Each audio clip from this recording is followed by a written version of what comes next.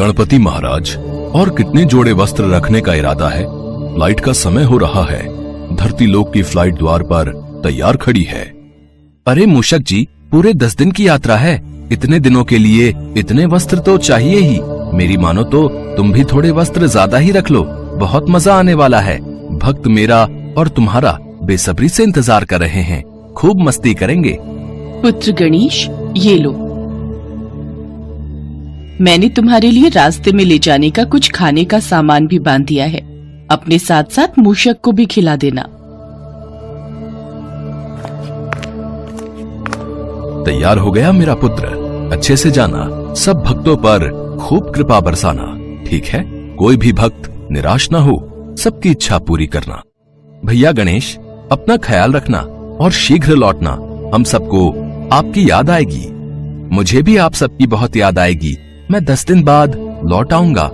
भगवान गणेश अपनी सवारी मूषक के साथ फ्लाइट में बैठ जाते हैं, जो कि कैलाश के द्वार पर ही खड़ी थी। माता पार्वती थोड़ी भावुक हो गई थी, पर वो जानती थी कि गणेश चतुर्थी उत्सव है तो पुत्र गणेश को धरती लोक पर भक्तों के बीच 10 दिन के लिए रहना ही होगा। गणेश जी उन्हें देखकर मुस्कुराते हैं तो वो भी मुस्कुरा देती हैं। इसके बाद गणेश जी की फ्लाइट उड़ जाती है। गणेश जी की हवाई यात्रा प्रारंभ हो जाती है। वो फ्लाइट में अपनी सवारी मूषक के साथ धरती लोक पर जा रहे थे। सभी देवी देवता भी उन्हें विदा करते हुए उन पर फूलों की वर्षा कर रहे थे। कुछ समय बाद भगवान गणेश की फ्लाइट एक मैदान में रुकती है। गणेश महाराज, क्या पृथ्वी लोक आ गया? हाँ मूषक जी, अपनी निद्रा को त्यागो और उठो। हम धरती लोक पर पहुंच गए हैं। चलो, अब हम धरती लोक पर हर भक्त के घर जाएंगे, पर इस रूप में नहीं। हम अपना रूप बदल कर जाएंगे। जल्दी से सुंदर वस्त्रों में तैयार हो जाओ। इस बार हम 2 बड़े सेठ बनकर अपने भक्तों के घर जाएंगे। जो आज्ञा गणेश महाराज। मैं फिर तो बढ़िया वस्त्र पहन लेता हूँ। आप भी पहन लो। इसके बाद गणेश जी और मूषक दोनों अमीर सेठों की वेशभूषा में आ गए। गले में सुंदर माला, कुर्ता, धोती, सर पर पगड़ी। वे दोनों बहुत ही सुंदर लग रहे थे और देखने में किसी बड़े घराने के सेठ लग रहे थे। महाराज, कितना भव्य नजारा है। जगह जगह पंडाल सजे हैं। हम दोनों का तो बहुत ही भव्य स्वागत हो रहा है। मूषक जी, यही तो मैं देख रहा हूँ। सब मेरे स्वागत के लिए कितनी तैयारी कर रहे हैं। हर वर्ष इन भक्तों का यही प्रेम तो मुझे धरती लोक पर खींच लाता है और मैं दौड़ा दौड़ा चला आता हूँ। बहुत से पंडाल हमने घूम लिए। चलो, वहाँ उस पंडाल में चलते हैं। गणेश जी और मूषक धरती पर अलग अलग जगह घूम रहे थे। उन्हें धरती पर घूमते हुए कुछ दिन बीत गए थे। तभी वो एक गांव में पहुंचते हैं, जहां पर गणेश चतुर्थी उत्सव की तैयारी चल रही थी। उस गांव का जमींदार बहुत ही खड़ूस था। वो गरीबों को पंडाल में जाने की अनुमति नहीं देता था। इस कारण गांव के कुछ गरीब बहुत ही दुखी थे। जमींदार साहब, बच्चे बहुत दिनों से गणेश जी के दर्शन करना चाहते हैं। बस थोड़ी देर हम उन्हें दर्शन करवाकर पंडाल से बाहर आ जाएंगे। हाँ जमींदार साहब, बच्चों का बहुत मन है। पंडाल में खूब तैयारी चल रही है। बच्चों का भी मन है कि वो गणेश चतुर्थी उत्सव का आनंद लें। बस बच्चों को थोड़ी देर दर्शन करने दो। आपकी बड़ी मेहरबानी होगी। यह पंडाल तुम जैसे गरीब भिखारियों के लिए नहीं खुला है। यहाँ पर सिर्फ अमीर सेठ ही दर्शन कर सकते हैं, समझे? चलो जाओ यहाँ से। इन सबको पंडाल के सामने से हटा दो। सारी शो खराब कर रहे हैं। जमींदार साहब, वो देखिए, सामने 2 बड़े सेठ आते हुए दिखाई दे रहे हैं। लगता है इस गांव में पहली बार आए हैं। हाँ। अरे, तू देख क्या रहा है? जल्दी से उन्हें लेकर आ और अच्छे से आओ भगत कर। इतने बड़े सेठ हैं, अच्छे से खातिरदारी करेंगे तो हमारा ही फायदा है। एक काम कर, तू रहने दे, मैं खुद ही उनके पास जाता हूँ। भगवान गणेश तो पहले ही समझ चुके थे कि इस गांव का जमींदार बहुत ही लालची स्वभाव का है। वो उसके मन को पढ़ चुके थे और उसे सबक सिखाना चाहते थे। जमींदार जब भगवान गणेश के पास पहुंचा। नमस्ते। आप हमारे गांव में पहली बार आए हैं? हमारे गांव में आपका स्वागत है। आप बड़े व्यापारी दिखाई देते हैं। जी, हम सुंदरनगर से आए हैं। व्यापार के लिए निकले थे। थकावट होने के कारण इस गांव में रुकने का विचार किया, पर आपके गांव में हमें कोई ऐसा प्रतीत नहीं हो रहा जो हमारी आओ भगत अच्छे से कर सके और हमारे साथ अच्छा व्यापार कर सके। कैसी बातें कर रहे हैं? आप पहली बार हमारे गांव में आए हैं, हमारे अतिथि हैं, और वैसे भी आप गणेश चतुर्थी के उत्सव पर आए हैं, तो आपकी खातिरदारी करना तो हमारा कर्तव्य है। मैं अभी सबको आपके लिए भोजन और जलपान की व्यवस्था करने के लिए कहता हूँ। आइए, आप वहाँ पंडाल में उच्च स्थान पर बैठिए। गांव का जमींदार लालची था। वो भगवान गणेश की खातिरदारी इसलिए कर रहा था ताकि उसे अच्छा व्यापार मिल सके। भगवान गणेश और मूषक तो मन ही मन हंस रहे थे।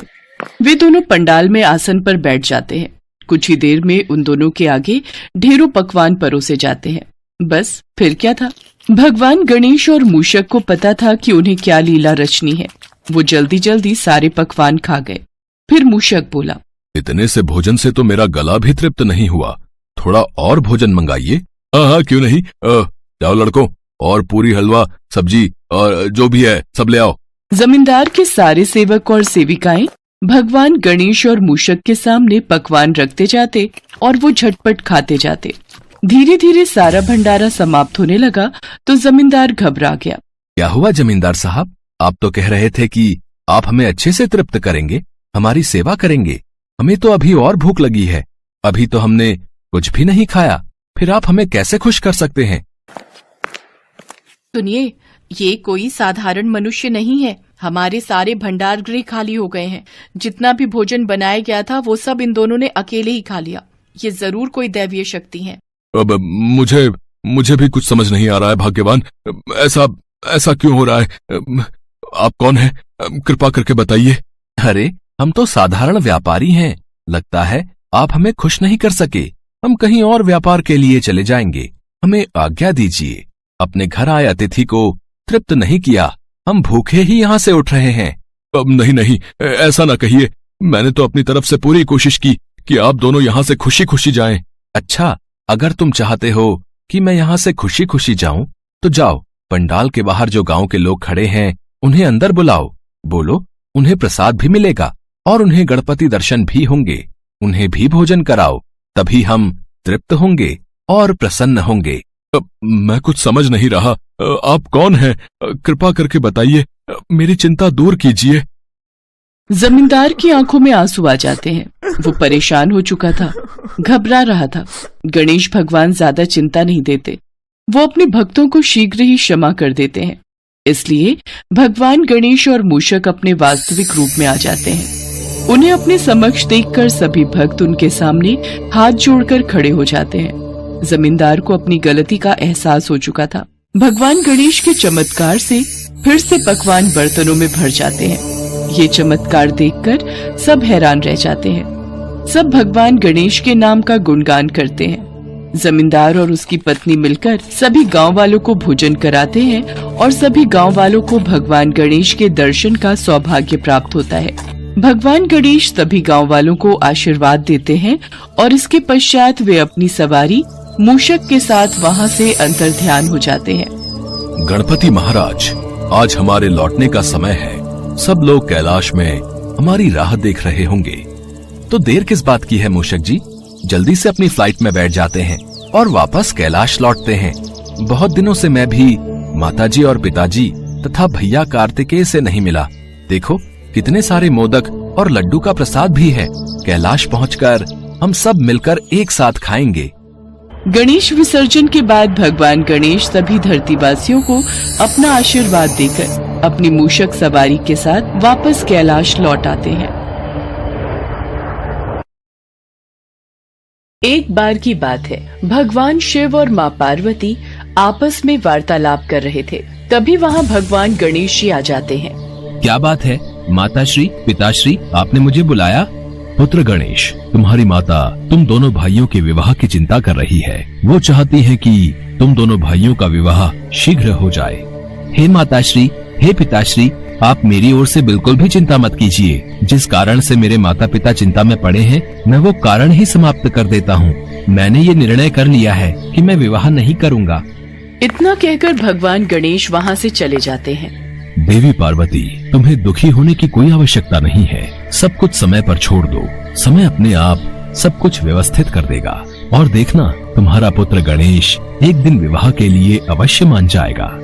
उधर भगवान गणेश वन में तपस्या करने के लिए चले जाते हैं। भगवान गणेश ध्यान मग्न थे, तभी वहाँ पर देवी तुलसी आ जाती हैं और भगवान गणेश के विचित्र रूप को देखकर वो बहुत प्रभावित होती हैं वो साधना में लीन भगवान गणेश के ध्यान को भंग करने लगती हैं, जिससे भगवान गणेश का ध्यान भंग हो जाता है। देवी, तुम कौन हो और यहाँ क्यों आई हो? मेरी ध्यान साधना में विघ्न उत्पन्न करके अच्छा नहीं किया तुमने। हे देव, मैं धर्मध्वज की पुत्री तुलसी हूँ। मेरी माता का नाम माधवी है। मैं अपने वर की खोज में यात्रा पर निकली थी। आपको देखकर लगा जैसे मेरी यात्रा का उद्देश्य पूर्ण हो गया है। आपके विचित्र रूप ने मुझे बहुत प्रभावित किया है। मैं आपसे विवाह करना चाहती हूँ। नहीं देवी, मैं आपसे विवाह नहीं कर सकता। मैंने विवाह ना करने का प्रण लिया है। कृपया करके आप यहाँ से चली जाइए। भगवान गणेश जी ने देवी तुलसी जी से विवाह करने के लिए मना कर दिया। इस बात से तुलसी जी क्रोधित हो गई। क्रोधित हो उन्होंने गणेश जी को श्राप दे दिया। तुम आज शादी करने से मना कर रहे हो और एक समय आएगा जब तुम्हारी 2 शादी होगी और 2 पत्नियों के साथ तुम अपना जीवन व्यतीत करोगे। तुलसी जी के श्राप को कुछ समय बीता। तब तक भगवान गणेश की भी विवाह करने की इच्छा होने लगी, लेकिन उस समय कोई भी देवी देवता अपनी पुत्री का विवाह भगवान गणेश से नहीं करना चाहते थे। देवताओं का कहना था कि सभी देवी देवता इतने अधिक रूपवान हैं और गणपति देवताओं से अलग दिखते हैं, इसलिए उनसे कोई विवाह नहीं करना चाहता था। विवाह न होने से गणपति क्रोधित रहने लगे और जिस भी देवी देवता का विवाह होता उनमें विघ्न उत्पन्न करते रहते थे, जिसमें उनकी मदद उनका वाहन मूषक करता था। मूषक गणेश जी के आदेश पर देवताओं के विवाह के मंडप को नष्ट कर देता था और ऐसे में उनकी शादियों में अड़चनें पैदा हो जाती थीं। सभी देवी देवता घबरा गए और परेशान होकर भगवान शिव और माता पार्वती के पास पहुँचे। प्रभु, भगवान गणेश को न जाने क्या हो गया है। जिस किसी का भी विवाह होने वाला होता है उसमें विघ्न उत्पन्न करने के लिए मूषक को भेज देते हैं और वो सारे मंडप और विवाह के व्यवस्थित स्थल को तहस नहस कर देता है। सभी देवी देवता अपने विवाह को लेकर बहुत चिंतित हैं। इस समस्या का हल ढूंढने के लिए आपको ब्रह्मा जी के पास जाना होगा। वही इस समस्या से निकलने का समाधान बता सकते हैं। इसके बाद सभी देवी देवता ब्रह्मा जी के पास गए और अपनी समस्या बताई। हे ब्रह्मदेव, कुछ कीजिए। अब आप ही समस्या का कोई समाधान बता सकते हैं। आप सभी को घबराने की कोई आवश्यकता नहीं है। हर समस्या का समाधान अवश्य होता है। इतना कहते ही भगवान ब्रह्मा जी ने योग से 2 पुत्रियों को उत्पन्न किया और उनका नाम रिद्धि सिद्धि रखा। मैंने तुम दोनों को जिस उद्देश्य से उत्पन्न किया है वो तुम दोनों को सदैव स्मरण रखना है। रिद्धि सिद्धि, तुम दोनों पुत्रियों को ध्यान रखना है कि जब भी भगवान गणेश किसी देवी या देवता के विवाह में विघ्न डालने लगे उस समय उनका ध्यान किसी और विषय पर केंद्रित कर देना, ताकि गणेश जी की वजह से विवाह में विघ्न न आए। जी ब्रह्मदेव, हम आपकी इस बात को सदैव स्मरण रखेंगे। ब्रह्मदेव, आपने जो कार्य हमें करने के लिए उत्पन्न किया है हम उस कार्य में अवश्य सफल होंगे। इसके बाद ब्रह्मा जी रिद्धि सिद्धि को लेकर गणेश जी के पास पहुँचे। भगवान गणेश, मैं चाहता हूँ आप मेरी दोनों बेटियों रिद्धि और सिद्धि को शिक्षा का ज्ञान दीजिए। ये तो मेरा अहोभाग्य है ब्रह्मदेव, मैं इन दोनों को शिक्षा अवश्य दूंगा। ब्रह्मा जी के कहने पर भगवान गणेश रिद्धि सिद्धि को शिक्षा देने लगे। एक दिन जब भगवान गणेश रिद्धि सिद्धि को ज्ञान की बातें समझा रहे थे तभी वहाँ उनका वाहन मूषक आ जाता है। प्रणाम प्रभु, मैंने पता लगाया है स्वर्ग लोक में फिर किसी देवता का विवाह होने वाला है। मुझे आज्ञा दीजिए कि मुझे क्या करना है। प्रभु, मुझे ये प्रश्न समझ नहीं आ रहा। कृपया करके मुझे इस प्रश्न को भली भांति समझा दीजिए। रिद्धि, पहले मुझे गणेश जी से प्रश्न पूछने दो। पहले मैंने उनसे प्रश्न किया है। अरे, तुम दोनों आपस में यूँ झगड़ा ना करो, मैं तुम दोनों के प्रश्नों का उत्तर दूंगा। प्रभु का ध्यान तो मेरी ओर है ही नहीं, तो ठीक है, मैं भी अपने में मस्त रहता हूँ। कुछ समय तक इसी तरीके से रिद्धि सिद्धि गणेश जी का ध्यान दूसरे विषयों पर लगाती रही। एक बार गणेश जी की नजर अपने वाहन मूषक पर गई। तुम यहाँ बैठकर लड्डू खा रहे हो? तुम्हें तो मैंने देवताओं के विवाह में विघ्न डालने का कार्य सौंपा हुआ था। प्रभु, मैंने आपको कई बार स्मरण कराने की कोशिश की, पर रिद्धि सिद्धि आपका ध्यान अपनी ओर केंद्रित कर देती थी और आपके आदेश के बिना मैं कोई कार्य नहीं कर सकता प्रभु। इसी कारण सभी देवी देवता किसी भी विघ्न के बिना अपने विवाह को संपन्न कर रहे हैं। भगवान गणेश को ध्यान आया कि रिद्धि सिद्धि की बातों में लगकर सभी देवी देवताओं का विवाह हो गया। और वो अविवाहित रह गए तो उन्हें बहुत क्रोध आया। इसका पता लगने पर भगवान ब्रह्मा जी रिद्धि सिद्धि के साथ गणेश जी के समक्ष प्रकट हुए। हे गणेश, आप अपने क्रोध को शांत कीजिए। मैं आपके समक्ष अपनी दोनों पुत्रियों रिद्धि सिद्धि के विवाह का प्रस्ताव लेकर आया हूँ। कृपया करके इसे स्वीकार कीजिए। भगवान गणेश ने ये प्रस्ताव स्वीकार किया। इसी के साथ देवी तुलसी का श्राप सच साबित हुआ। भगवान गणेश के 2 विवाह हुए और उनकी 2 पत्नियां रिद्धि और सिद्धि हुईं, जिनसे उनके भविष्य में 2 पुत्र शुभ और लाभ भी हुए। साथ ही एक पुत्री यानी देवी संतोषी भी हुई।